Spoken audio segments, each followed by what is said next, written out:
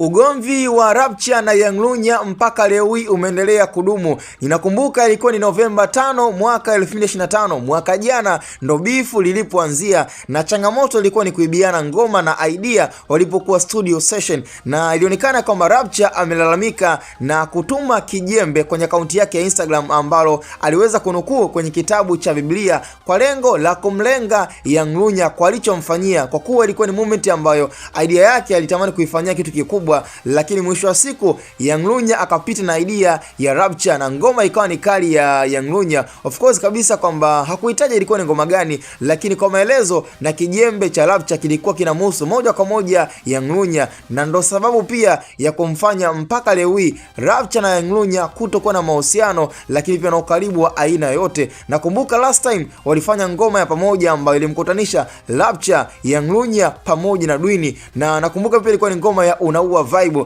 bonge moja la ngoma ambalo pia waliweza kuwa na walinyosha. Lakini tokea hapo mpaka leo hii Rapcha hawezi kufanya kolabo na Young Lunya kwa sababu ya Young Lunya alimwibia idea Rapcha, na ndio maana mpaka leo hii kumuona Rapcha anakuja kufanya kolabo na Young Lunya itakuwa ni changamoto. Sema shida inaonekana kwa sasa hivi kwenye muziki wa hip hop ni kutokuona ule ushindani ukiendelea, ukizingatia Young Lunya amegombana na Young Killer, na Young Killer hivi sasa anafanya muziki wake binafsi na anaishi na mzungu wake, hana time na kushindana na Young Lunya tena. Pia tukiangalia pia hivi sasa Rapcha na Young Lunya pia wana ugomvi, lakini sioni pia labda zile diss track ambazo Rapcha anaweza katoa kwa Young Lunya na Young Lunya pia akatoa diss track kwa Rapcha. Kwa moja mziki wa hip hop moja kwa moja umesha drop kwa kiwango kikubwa sana. Tulitamani kuona pia attention, tulitamani kuona pia diss track zikitoka kwa kutosha sana, lakini mwisho wa siku Young Lunya, Young Killer, Rapcha, vijana ambao tulikuwa tunaamini wanatuangusha.